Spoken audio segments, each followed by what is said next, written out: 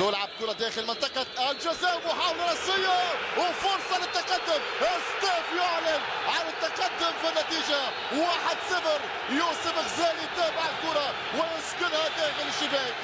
وفاق ستيف يعلن عن بداية نارية في ملعب رادس.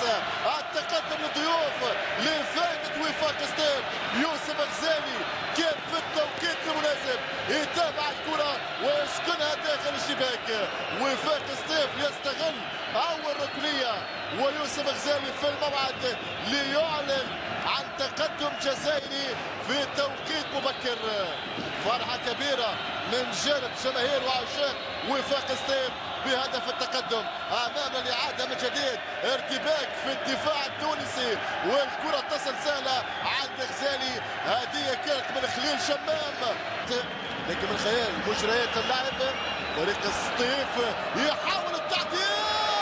يعدل ستيف يوسف غزالي. غزالي يتمكن من خطف هدف التعديل.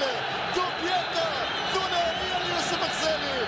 غزالي مره اخرى يعود لزيارة شباك الترجي.